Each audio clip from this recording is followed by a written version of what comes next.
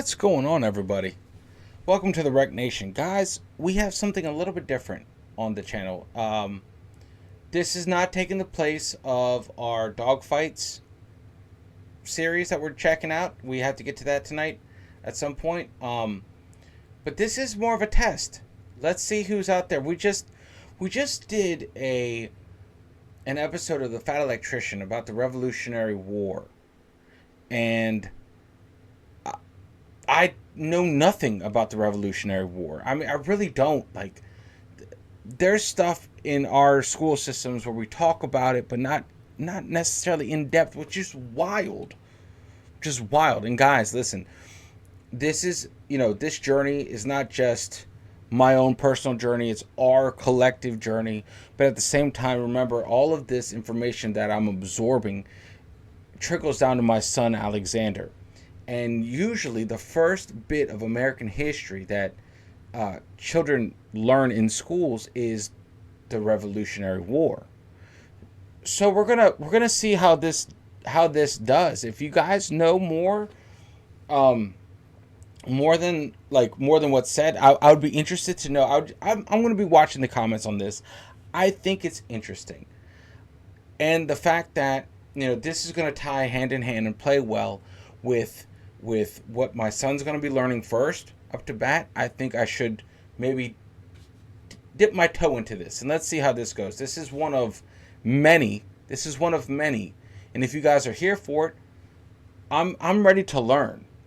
And this is one of those things I might have to just call an audible and just have this as my own personal journey on the channel. Just kind of like, okay, this is, no one really asked for this, but I think it would be interesting. It all comes down to how the narrator sounds and is, because it is a series. It's a 6-part series, so it's a mini series, especially when compared to what we've been diving down. Like Dogfights is 26 or 28 episodes. World at War is, I think, 26 episodes as well. And I know that Ken Burns' Vietnam is also a massive chunk. So let's see if we can fit this miniseries in just for my state of mind. And let's check this out together. Let's learn together. So here we go. Let's try it. This is the American Revolutionary War, Episode 1, Rebels and Redcoats. Ready? Let me pull it up. Ready? 3, 2, 1. Let's go, guys.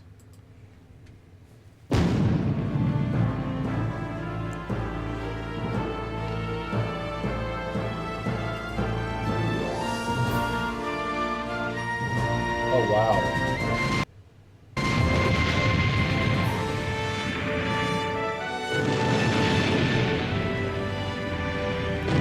Cheers to you guys. It's a big one.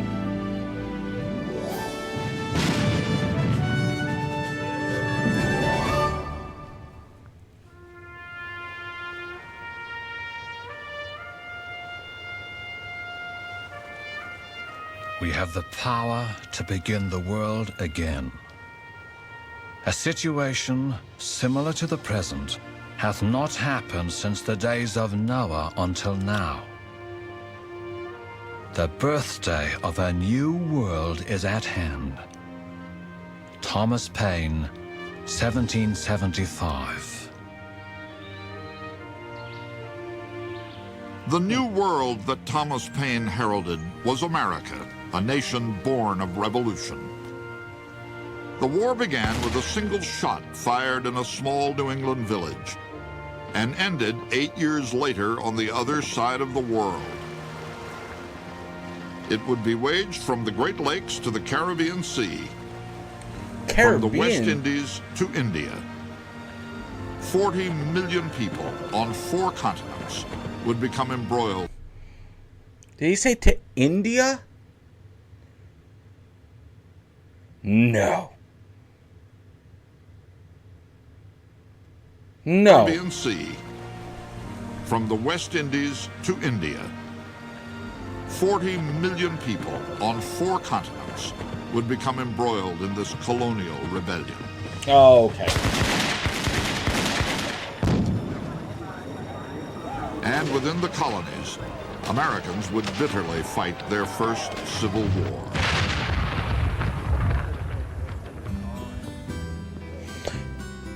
That's right. Okay.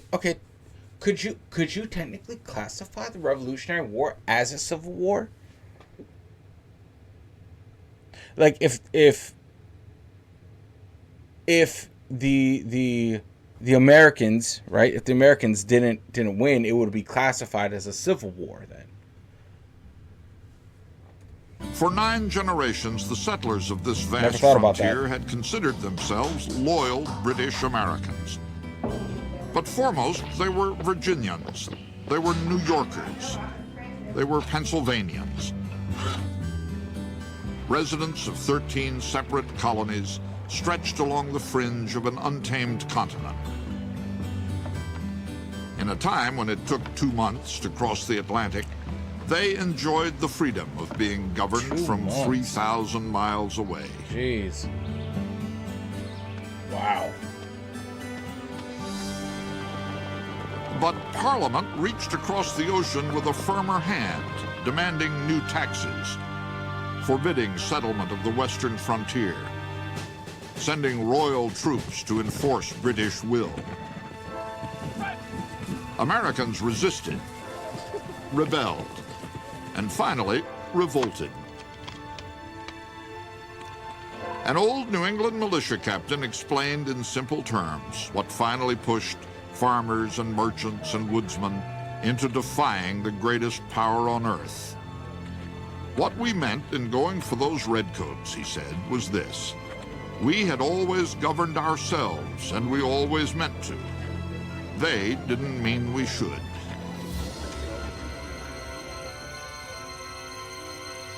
On the night of April 18, 1775, the question of who would rule America was about to resound in gunfire.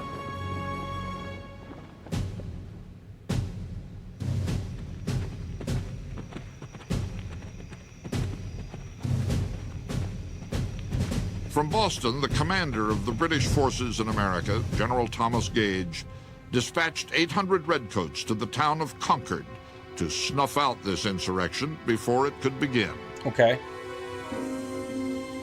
Having received intelligence that ammunition, artillery, and small arms have been collected for the avowed purpose of raising a rebellion against His Majesty, you will march to Concord, where you will seize and destroy all military stores whatever.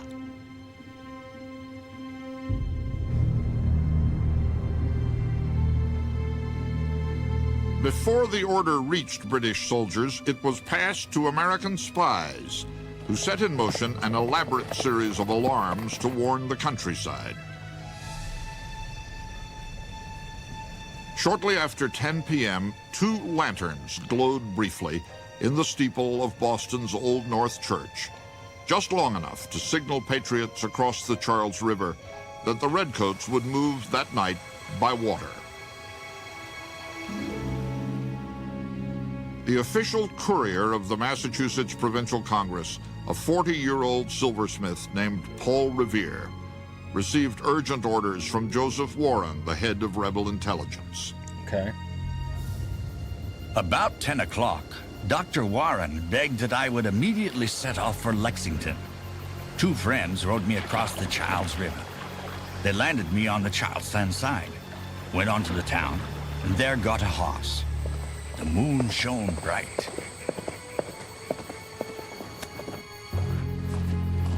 Around midnight, Revere reached the small town of Lexington and shouted, "The regulars are coming."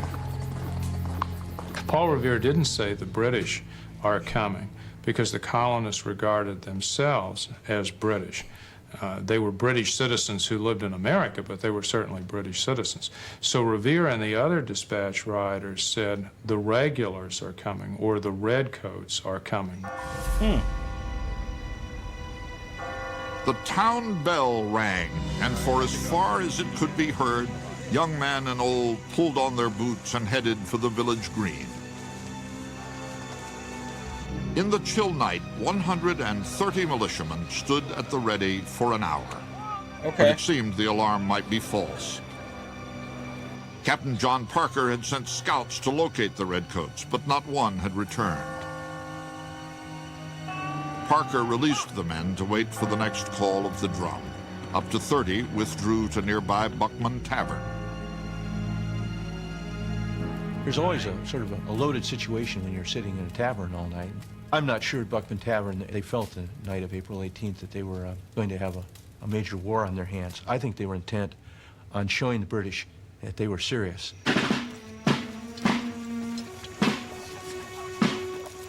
Out on the road, the regulars were being driven hard, a mile every 16 minutes. Their officers feared daybreak and detection. Inside some of the houses they passed, men and women were wide awake, melting pewter dishes into musket balls. What? Inside Buckman Tavern, all was quiet. At about 4:30, a scout returned with news. The Redcoats were indeed coming. Wow. They were less than half a mile down the road.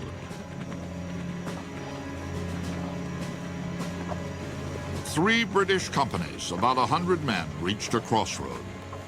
A hot-blooded young lieutenant had to choose between taking his men toward Concord, where he had been told to go, or into Lexington, where he could see armed Americans waiting.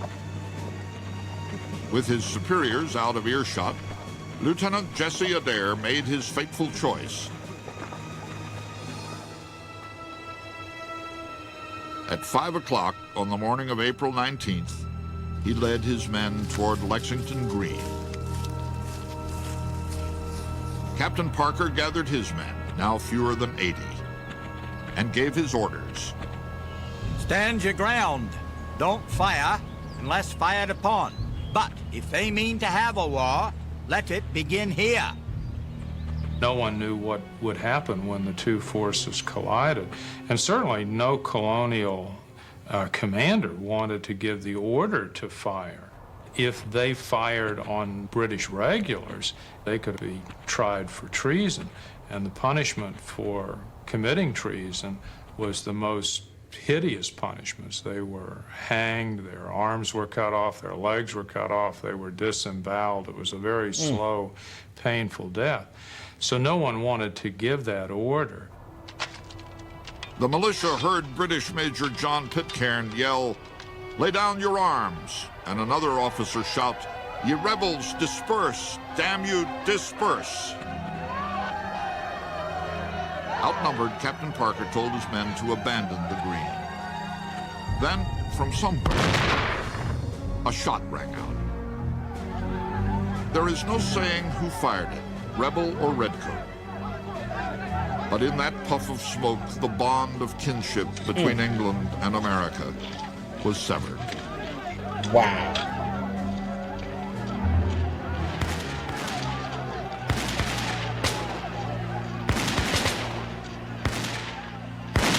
This is a revolutionary situation in which literally everything changes, not merely in the course of a single day, but almost in the course of a single minute. Long as it takes to fire the guns and the soldiers drop dead, everything has changed. In the chaos, the British charged forward, blindly thrusting their bayonets and ignoring their officers' shouts to fall in.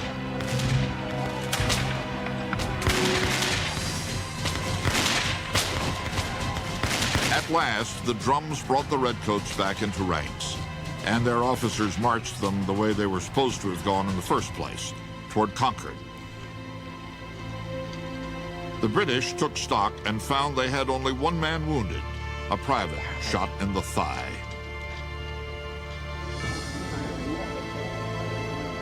For the families in Lexington, the toll was unthinkable. 8 men lay dead. Wow. 9 more were wounded. Among the survivors, shock gave way to rage. Oh, They man. shouldered their muskets and set off toward Concord. Could you imagine? Could you imagine, like, what if it was just, like... what if it's just some dude, like, resting his musket up, like, tightening some strap or whatever, and just, boom!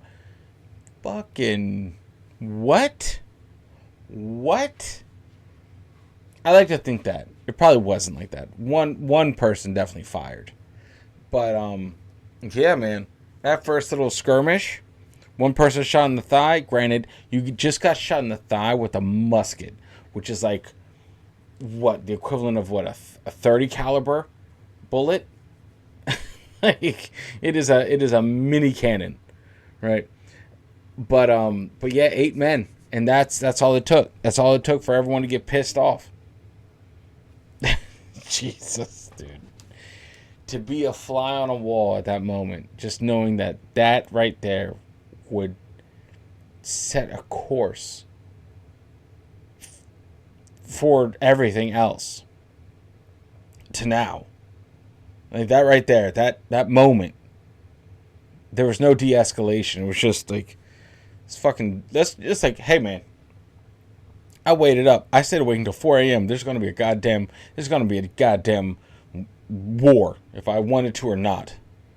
That's crazy. To vent their grief in British blood, gave way to rage. They shouldered their muskets and set off toward Concord to vent their grief in British blood.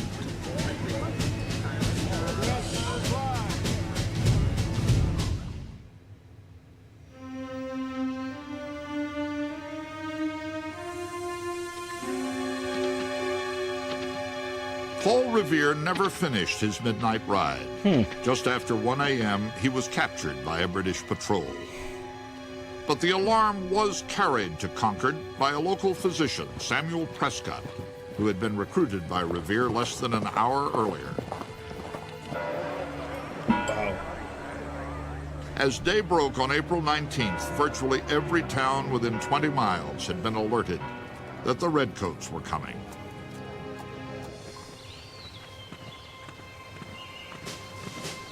By 8 a.m., the British reached Concord to search for rebel arms. All they could find were 3 cannon, 60 casks of flour, and 500 pounds of musket balls.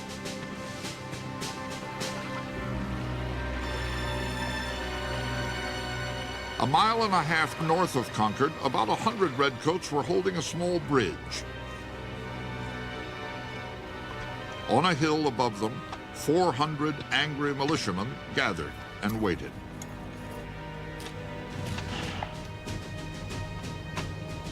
The Concord militia was being steadily reinforced by men from neighboring Acton, Bedford, Carlisle.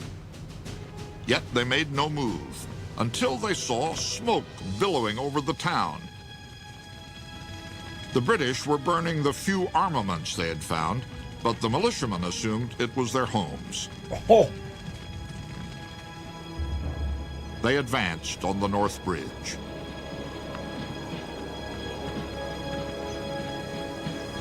Minuteman Amos Barrett reported he was within 15 rods of the Redcoats, about 80 yards, when they opened fire.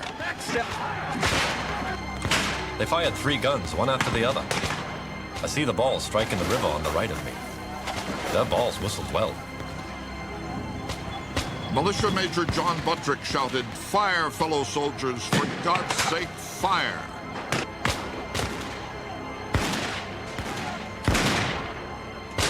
In the exchange, 2 militiamen were killed. 4 of 8 British officers were wounded. 3 enlisted men fell dead. And the King's troops fell back. What? Fleeing toward Concord, they rejoined the commander of their expedition, Lieutenant Colonel Francis Smith. Smith had been expecting a relief column, but it was hours overdue. He finally began what he called a strategic withdrawal back towards Boston. To the Americans, it looked like a retreat, and it looked like an opportunity.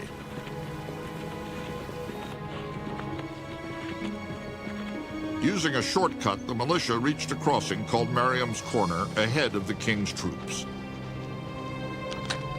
Taking cover behind houses, fences, and trees, they waited for their quarry to march into their trap.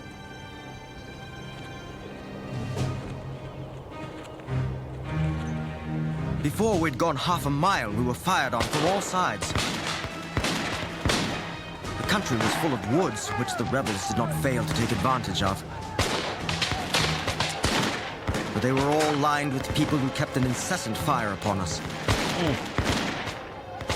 Their numbers increasing from all parts, while ours was reduced by deaths, wounds, and fatigue.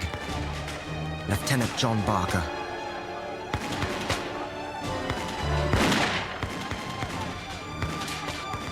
The British thought that the Americans' tactics were pretty shameful.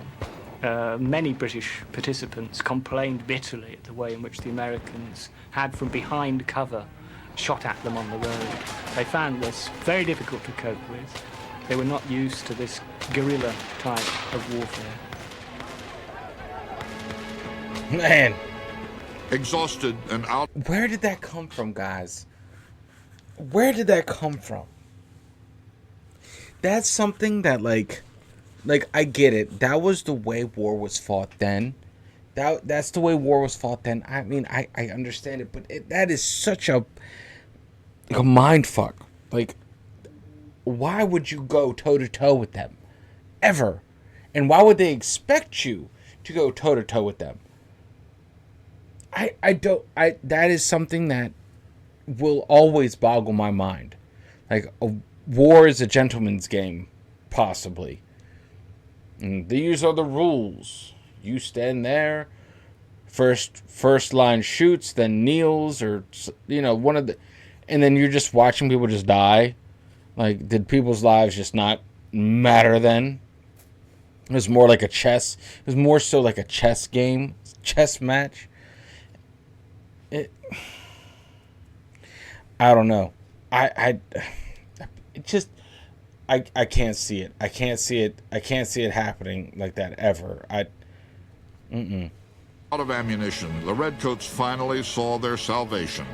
Lord Hugh Percy's relief column of 1,000 men arrived. Wow. Smith's men took an hour's rest under the protection of Percy's cannon. Then they resumed their retreat. As many as 3,000 rebels now lined the road. The British faced a 15-mile gauntlet back to Boston, maintaining their formations under a withering fire. Why are they... What? It became the great myth that the British were stupid standing there and getting shot at. They really didn't have any other choice. I mean, once they were on the road and they were out there, they had to get back in some kind of order. The minute they all spread to the four winds, they'd be in individual targets. A little bit harder to find, but you'd lose all of your military capacity if you did that. So that was the only tactical choice that they could make.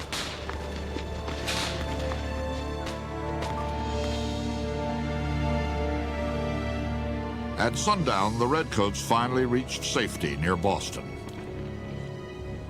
More than 270 men, nearly 1 in 6, were wounded, missing, or dead.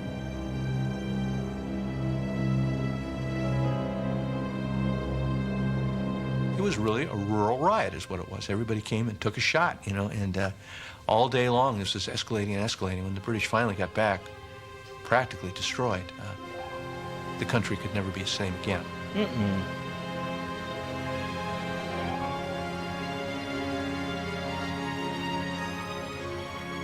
The day after Lexington and Concord, Lord Percy wrote with a newfound respect for the rebel farmers.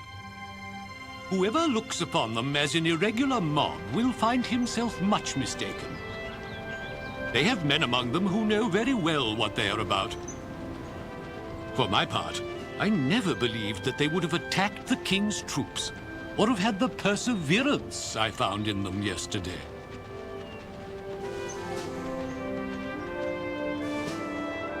It just sounds so posh. Like, these farmers wouldn't have found the perseverance. Like, get the what? They're protecting their own farms because of the misinformation and the assumptions. Oh, they just burnt. You know, because you know how the rumor mill travels, right? Especially in, like, let's say, a small town, right?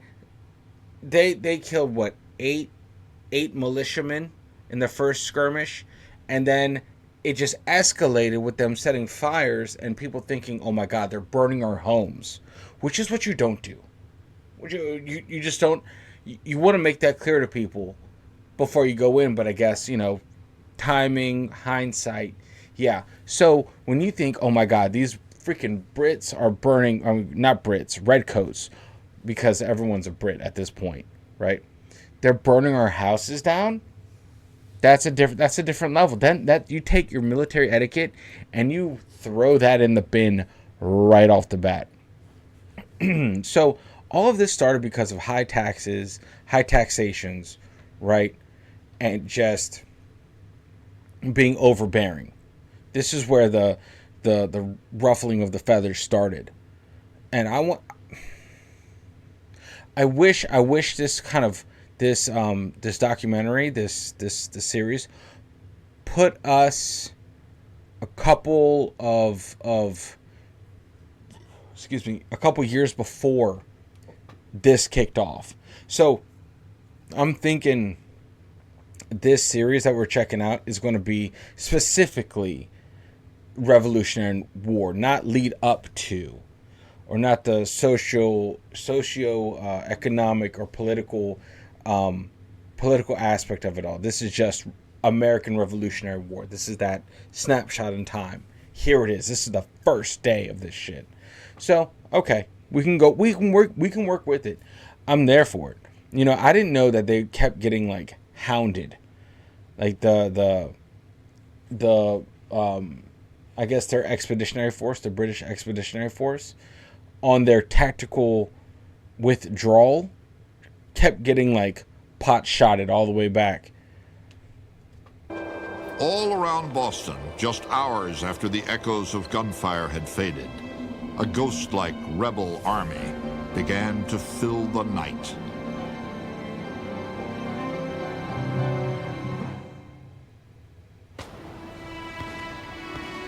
The country into which I had just set my foot was set on fire about my ears. The fatal 19th of April, the moment the event of that day was known, I rejected the sullen-tempered Pharaoh of England forever. Thomas Paine. Wow. After the clash at Lexington on April 19th, express riders rushed from one New England village to another, shouting the news that the King's troops had spilled colonial blood. Within a day, 20,000 men responded. Damn. The militiamen are now simply ordinary farming people with their hats turned around, as you might say, and with a rifle or with a musket. How good soldiers are they? Well, they've drilled. They've had perhaps some target practice. They are amateur soldiers. Their counterparts, the British Redcoats, once had been weavers or shoemakers or farmers themselves. But each had failed and found himself forced into the job of last resort, British soldier. A popular English saying warned, a messmate before a shipmate before a stranger before a dog, and a dog before a soldier. Ooh. The Redcoats, whether or not they were the dregs of British society, and many of them came from the very poorest of the poor, it's true, were full-time soldiers, taught how to kill and how to bayonet, and taught also discipline, so that they were, in a sense, trained to act like automatons and to go onto the field of battle and do what they were told. With a combination of punishment and of terror and of threats if they deserted, these people once caught, in a sense, became what you might call His Majesty's slaves. And these were the very same people who, under better circumstances, would simply have emigrated to America to escape all this. Only a generation before, Redcoats and colonists had fought together in the French and Indian War. That's right. Together, they drove the French from North America, but at a crippling cost to the British. England was in debt, And for the first time, American colonists were expected to help pay Britain's bills. This is a nation that has been racked by a 7-year international war for empire with France and Spain. They've emerged the winners. They have an enormous war debt. They have to keep their army and navy mobilized because France is far from defeated. They're desperate for money. The English people have been taxed until they can be taxed no more. The English people themselves had no quarrel with the Americans because they were, as it were, flesh of the flesh and blood of the blood of the Americans. They were the same people who on one side of the ocean were doing the work in England on the farms, on the other side of the ocean were settling America.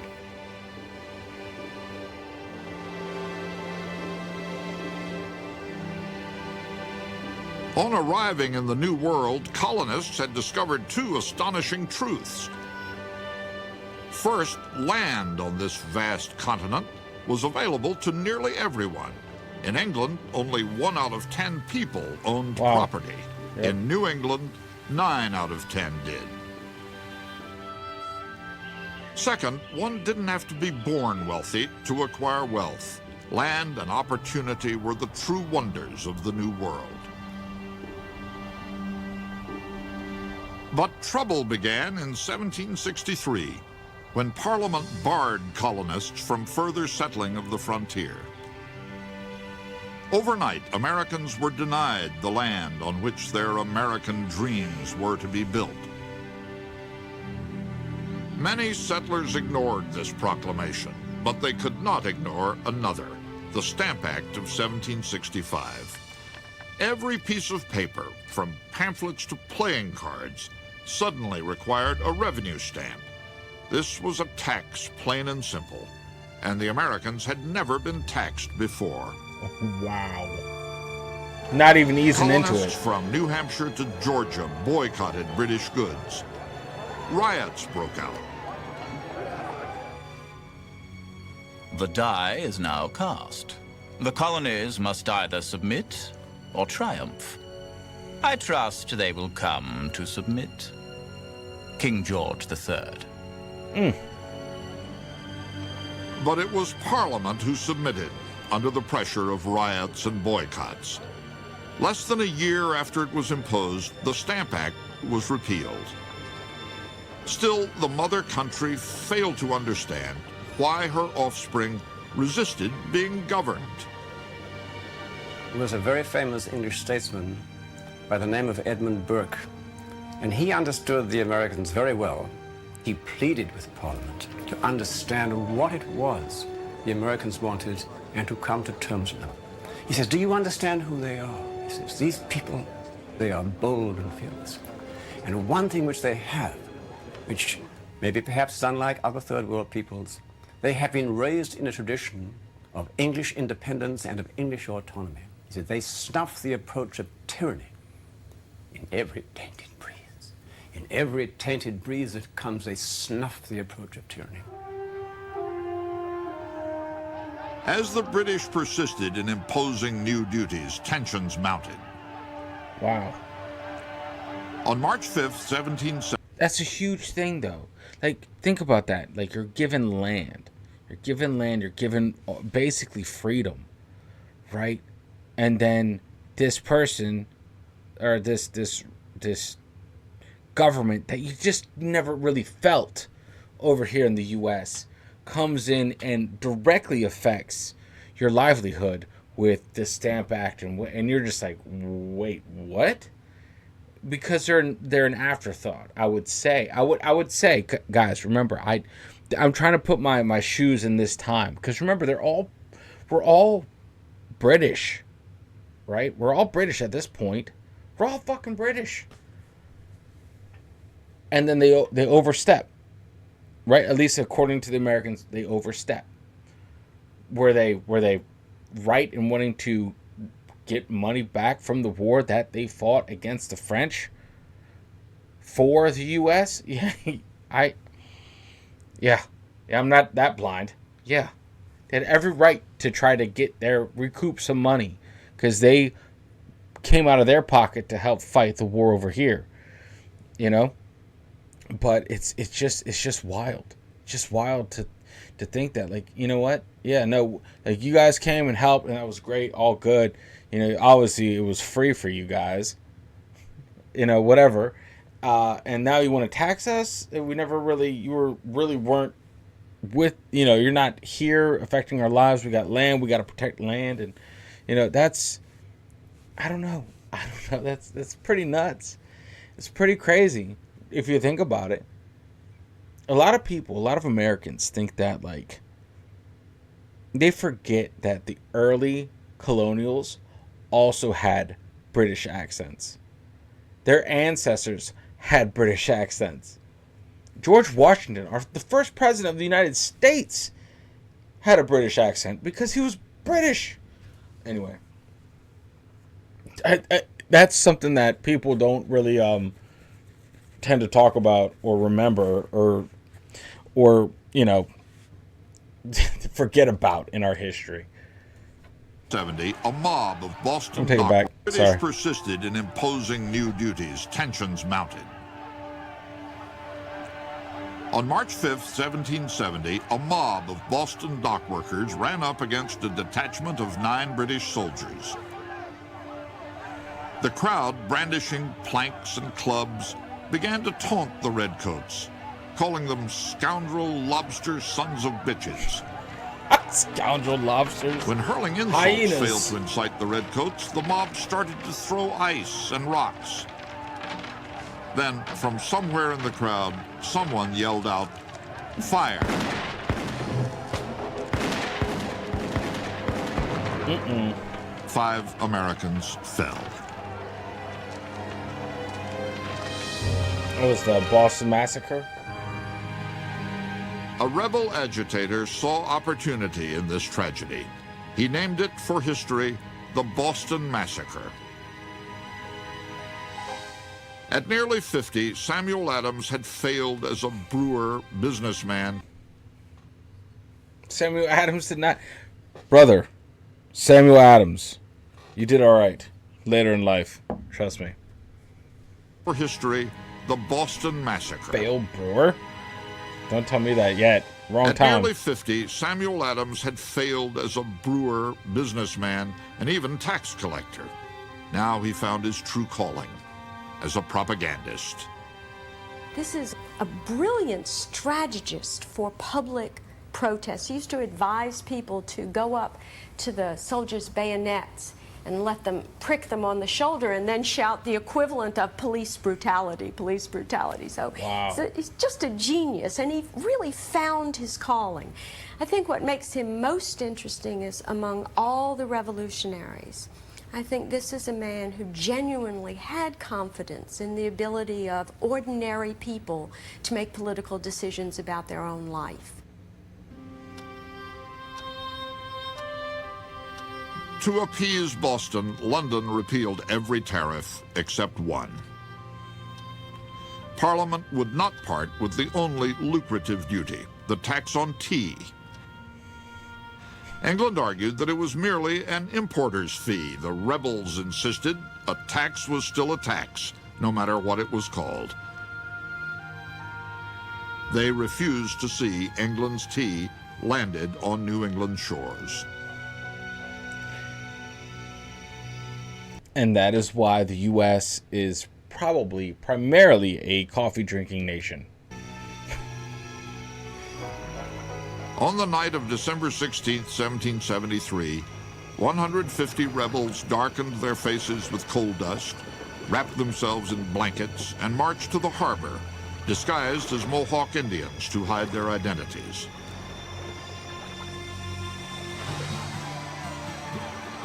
In full view of a large crowd, as well as ships of the Royal Navy, they dumped 342 chests of tea to brew in Boston Harbor. For the British, the Boston Tea Party was really the last straw. It indicated what most British politicians had felt for years, that Boston in particular and Massachusetts in general were the center of colonial disaffection. It convinced the British that firm action had to be taken against Boston and Massachusetts. if British authority was to be restored. The British closed the port of Boston, cleared judges from their benches, and replaced them with Crown appointees. The punishment of Massachusetts alarmed all the colonies. Addressing the Virginia Convention, a shrewd, flamboyant lawyer rose to his feet and spoke treason. The war is actually begun. Why stand we here idle? Is life so dear, or peace so sweet, as to be purchased at the price of chains and slavery? Forbid it, Almighty God!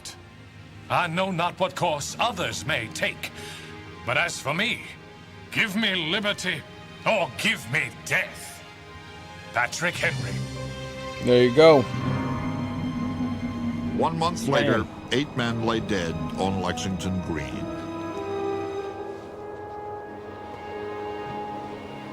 When news of the bloodshed reached a 34-year-old militia captain named Benedict Arnold, he closed his shop in New Haven, Connecticut, and headed to the rebel camp at Cambridge. Benedict Arnold, as a civilian, had followed a number of different occupations, and that kind of is reflective of the fact that the man was probably a driven type A personality who just couldn't sit still. So he was at one point an apothecary, at another point he was a ship captain, at another point he was a merchant. Wow. Very busy guy, very high energy levels. Hustler. Outside Boston, Arnold found the newborn American army laying siege with no siege weapons. He knew that on Lake Champlain, on the New York frontier, the British had more than 100 cannons at a fortress called Ticonderoga. Arnold set off to recruit men to attack it.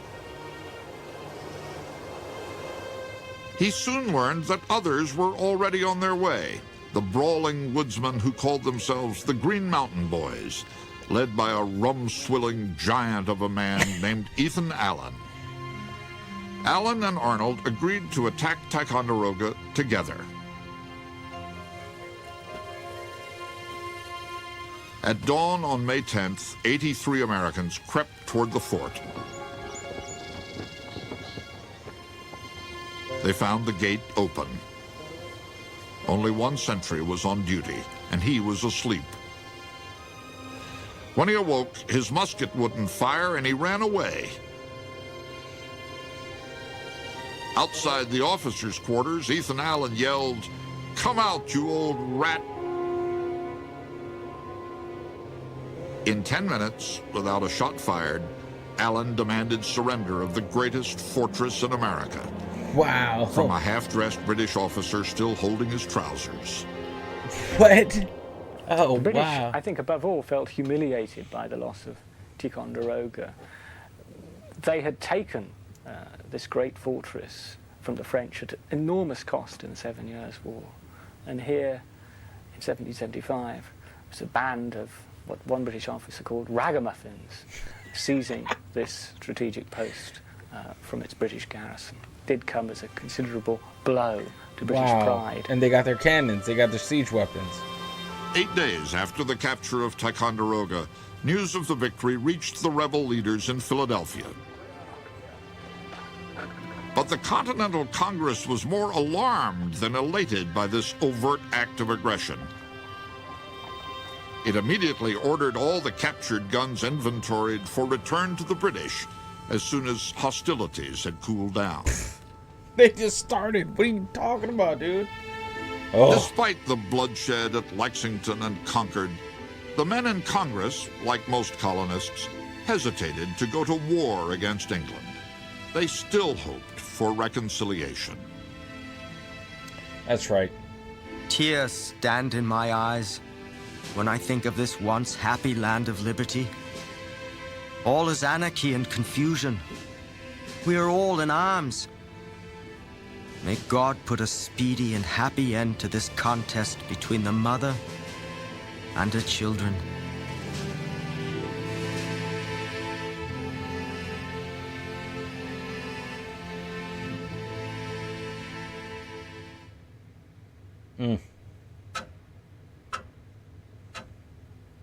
Our situation here is beyond description, almost. We are every hour expecting an attack by land or water. Fire and slaughter are hourly threatened. Boston loyalist Peter Oliver. Okay. That must have been terrifying. 2 days after... That must have been terrifying, just waiting for the hammer to drop. Because you know it was. No idiot would think it wasn't coming or wasn't on its way. Man. Like, you go head to head, toe to toe with, like, garrisons of British Army. You know something's about to happen. They're the strongest military in the world at this moment. And you just kind of gave them a black eye or words spreading, and it's just like, it's not going to end well, buddy. We're past the point. We're past that point of hopefully we can resume peaceful talks. Like, get out of here, bro. That ship sailed. Probably literally. After Lexington, 20,000 rebels surrounded Boston. 20,000. Trapped in the city with the Redcoats were thousands of Americans still loyal to the King of England. Yep. The British commander-in-chief, General Gage, had asked London for 20,000 more troops to suppress the insurrection. London granted 2,000, and 3 generals, Henry Clinton, William Howe, and John Burgoyne. The rebel press noted that the ship carrying the generals to the colonies was called the Cerberus, after the mythical 3-headed dog that guarded the gates of hell. Okay. The British generals planned to attack the Americans and break the deadlock at Boston.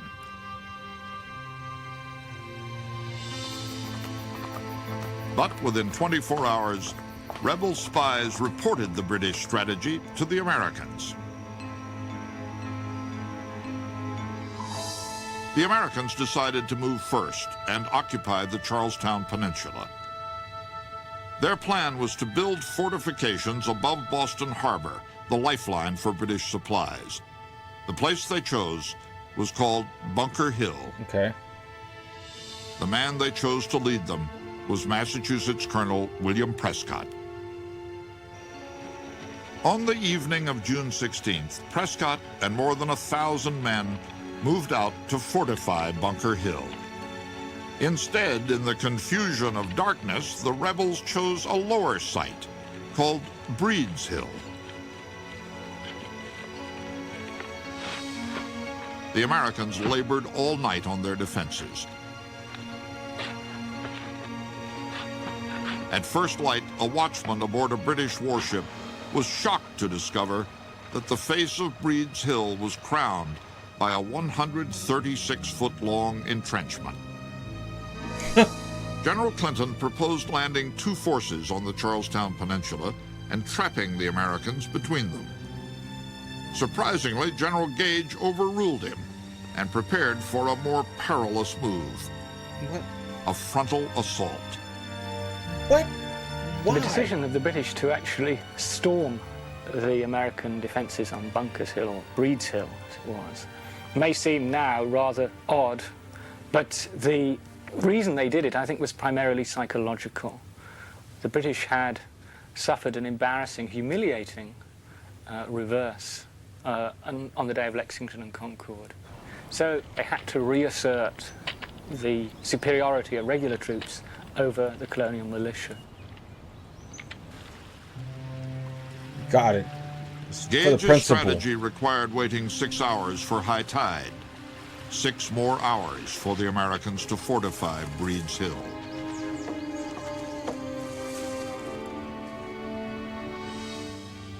In Boston, General Gage stared through a spyglass at the hill and asked his aide the identity of the tall man standing on the earthworks, braving the cannonade from British warships. The aide said it was his own brother-in-law, William Prescott. When Gage asked, "Will he fight?" the aide replied, "I cannot answer for his men, but Prescott will fight you to the gates of hell." Brother-in-law, At the rebel dude. redoubt, an elegantly dressed... Guys, that's what I'm talking about. Like, this shit was fought between, like, families. Like, remember, at this moment, not every American was like, fucking USA. They were like, whoa, whoa, whoa, let's just chill out. Let's just, like, let's resume talks. Does it have to escalate here? You know? Not every American was on board with the American Revolution. There were some that were just like, well, no. Not at all. Not at all. You know? King for life. And that like that's the part that's like mind blowing. This is almost as kind of intense as the Civil War, actually very similar to the American Civil War. It's like you had families that were torn apart, families fighting and killing each other within their families on the battlefield. Like brother against brother kind of thing. This is like the precursor to the Civil War kind of. And when you boil it down to families, bloodlines, people, I mean, everyone knew each other here. This whole thing is crazy to think about. Patriot arrived, carrying a borrowed musket on his arm and a book of poetry in his pocket. Poetry? Joseph Warren was one of the colony's most successful physicians and the leader of the Boston rebels. At dinner the evening before, he had confided to companions that he had foreseen his death on this hill, but he had no intention of ducking the fray. These fellows say we won't fight. By heaven, I hope I shall die up to my knees in British blood.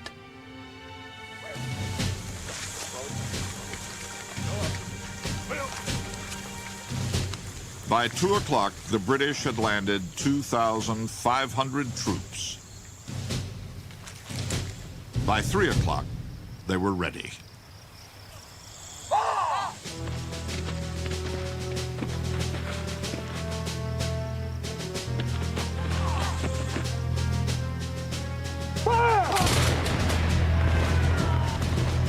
Along with much of Boston, General Burgoyne watched the assault on Breed's Hill.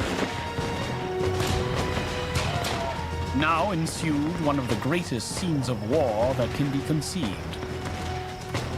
Howe's troops ascending the hill. The roar of cannon, mortars, and musketry made the whole a picture of horror beyond anything that ever came to my lot to be witness to. The Redcoat charge collapsed. Officers in particular were singled out. They have appalling officer casualties. Stuff that scares the dickens out of the British command structure because they have not experienced death rates and serious wound rates among the officer corps like that in a comparable engagement in their living memory. Wow. Bringing up reinforcements, Howe ordered a second attack. And then a third. By now, the rebels were nearly out of powder. In the last charge, some had even fired broken glass, rocks, and nails in place of musket balls. Prescott's men waited until the Redcoats were again in range and spent their last precious rounds. Major Pitcairn, who had led the Redcoats onto Lexington Green just 2 months earlier, went down with 4 shots in him and died in the arms of his son. Oh my God. Defenseless now against British bayonets, Prescott finally ordered his men to retreat. The dead and wounded lay on every side of us. Their groans were piercing. Our orders were to make the best retreat we could. We set off almost gone with fatigue, leaving some of our dead in the field.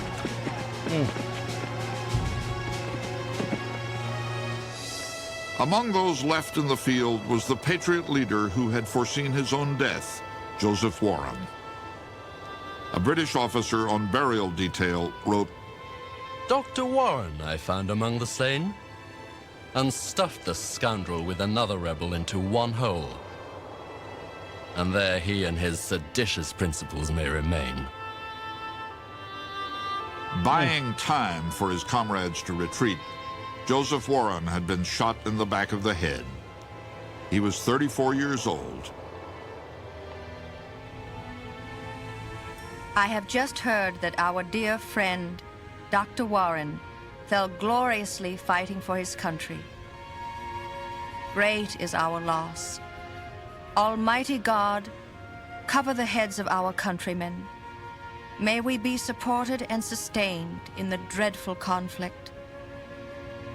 I cannot compose myself to write any further. Abigail Adams. Man, I kind of wish we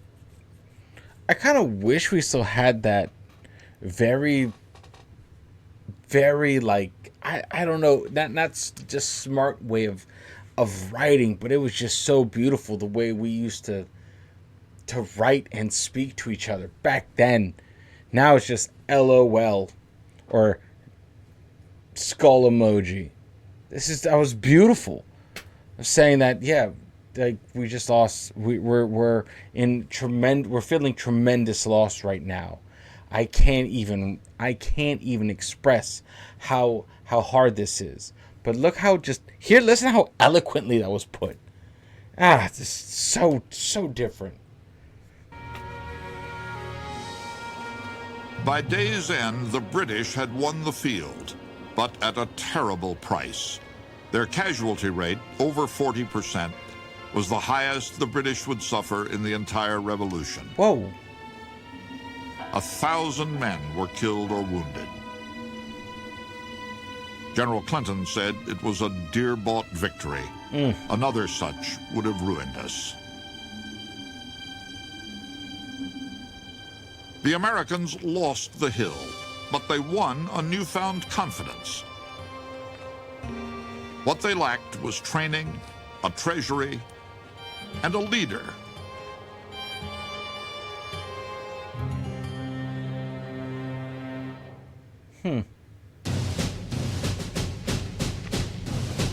In May of 1775, as American militiamen surrounded Boston, the Continental Congress gathered in Philadelphia. The 45 delegates were greeted with parades and musket salutes. But to the British Crown, the distinguished members of the rebel Congress were outlaws. Every one of them could be hanged for treason. John Hancock, the wealthiest man in New England, had personally bankrolled the rebellion. Pennsylvania's most celebrated citizen, Benjamin Franklin, had just returned from rallying support in Europe for America's rebels. The radical orator Patrick Henry had been declared an outlaw by the governor of Virginia and could not set foot in his home colony. Finally, there was the always seditious Samuel Adams, the most vocal advocate of independence from the British Empire.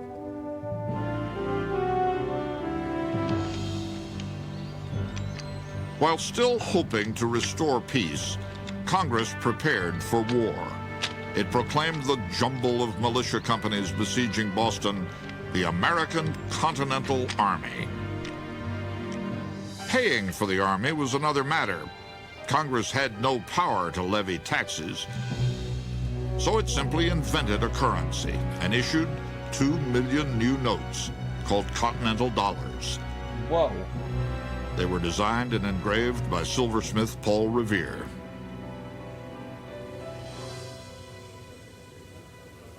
Congress also had to choose a man to lead the new army. The commander of the militia, Artemus Ward, had never led troops in battle and was thought too timid. At 57, the veteran Connecticut Colonel Israel Putnam was thought too old. The most experienced officer, a former English colonel named Charles Lee, was just too British. Interesting. Samuel Adams' influential cousin John wanted a man from the South, someone who could bring the other colonies into New England's war. What they all wanted was a man they could trust with the terrible power of an army.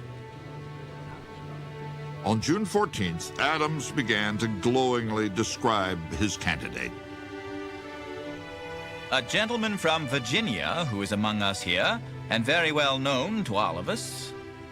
A gentleman with skill and experience as an officer, independent fortune, great talents, and excellent universal character. Colonel George Washington of Virginia had arrived each day at Congress, conspicuously clad in the red and blue uniform he had worn in the French and Indian War. At the end of that war, Washington had campaigned for an officer's commission in the British Army. The British turned him down. Now, Washington was campaigning once again. George Washington was a very unlikely choice. There weren't a lot of other choices. The Americans didn't have a very strong military tradition separate from the British. You know, it was a society that was a part of the British Empire. I think George Washington maybe wasn't the greatest military figure in the world or the greatest man for the job at the time. But I think the greatness of the man was his ability to sort of promote himself as the best man for the job at a time when they needed somebody to do that. They were all brand new to the game. They didn't know where they were going. He had the great moxie, you know, to show up at the Continental Congress and be his own PR. He said, I'm Love here, that. I can do the job. Love that. It's like, I'll do it. Congress Fuck voted it. unanimously to name Washington Commander-in-Chief. Wow. The 43-year-old Virginian had commanded troops in only 2 battles. One of them started the French and Indian War. The other, he lost. Looking back at it a couple centuries later, it was a great choice. But at the time, I mean, it was a crapshoot. Yeah. When That's Washington crazy. left... Like, look at him. Look at him, guys. This man right here is only 5 years older than me. Like, I'm 38. What is it? 38, 39, 40, 42, 43. Get the fuck out of here. That's just nuts. 43 years old. Left Philadelphia to join his army, he wrote a soldier's farewell to his wife, Martha. I go fully trusting in that providence which has been more bountiful to me than I deserve. I retain an unalterable affection for you, which neither time nor distance can change. He assured her he'd return by Christmas. I retain an affection for you.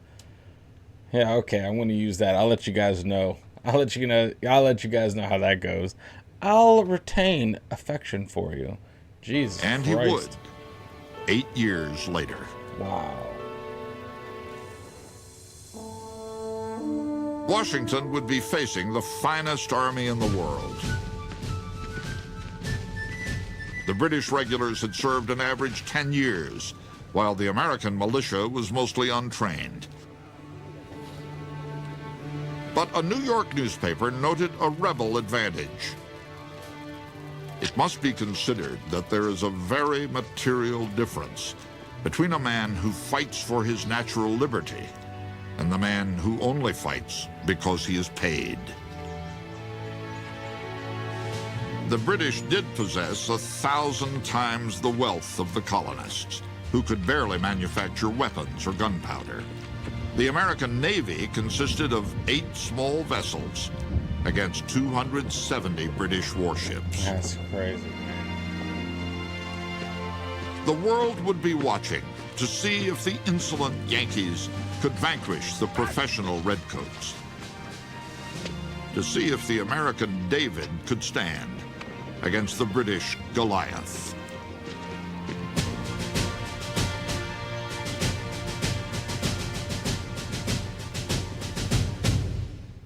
Man. Guys, what'd you guys think about that? See, this shit interests me, man. It's, you know, one, this is sure shit not World War II, anything. But I feel like this is important. At least this is a journey I definitely want to take. This is interesting to me. This is something that maybe you guys don't know anything about or give a shit anything about, but like this matters to me because I need to know this very soon. And I need to know this I need to know these stories and the stuff that comes out of these stories and the reasons and the behind the scenes kind of stuff to be able to tell my son sooner than I would, let's say, World War II. Because I'm thinking of curriculums. And this is just great for me in general, but also, you know, eventually guys, all these journeys that we're learning go to Alexander, my son. So, you know, this is what it all comes down to. But anyway, guys, listen, much love. Thank you for rocking with me. Thank you for rocking with the channel. You guys are absolute legends. Let me know in the comments section. Please let me know in the comments section if this is something you would like. This is something new. This is something different. This is something you guys may not have even thought about, but I think it's interesting. Like, how can we just pick up World War II and nothing else? You know, this is a massive quest throughout history, you know, and for me, I don't mind starting right here, literally in my backyard. So anyway, guys, thank you for your support. Thank you for rocking with the channel. You guys are absolute legends. I will see you all in the next video. Make sure you unplug, do something legendary. Later, guys.